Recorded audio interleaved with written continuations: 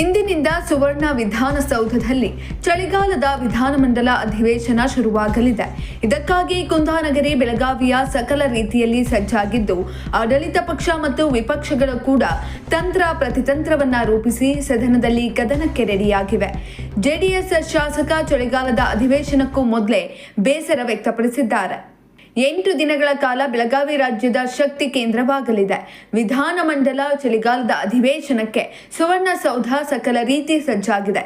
ಉತ್ತರ ಕರ್ನಾಟಕದ ಸಮಸ್ಯೆಗಳಿಗೆ ದನಿಯಾಗಿ ಸರ್ಕಾರವನ್ನ ತರಾಟೆ ತೆಗೆದುಕೊಳ್ಳಲು ವಿಪಕ್ಷಗಳು ತಂತ್ರ ರೂಪಿಸಿದ್ರೆ, ವಿಪಕ್ಷಗಳನ್ನ ಕಟ್ಟಿಹಾಕಲು ಆಡಳಿತ ಪಕ್ಷವು ಪ್ರತಿತಂತ್ರವನ್ನ ರೂಪಿಸಿದೆ.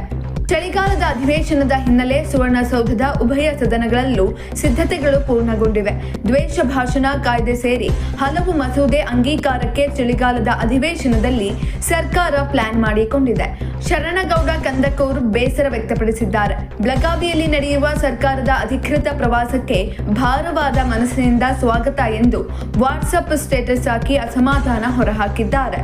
ಚಳಿಗಾಲದ ಅಧಿವೇಶನದಲ್ಲಿ ಸರ್ಕಾರ ವಿಪಕ್ಷಗಳ ನಡುವೆ ಬಿಸಿ ಬಿಸಿ ಚರ್ಚೆ ನಡೆಯಲಿದೆ.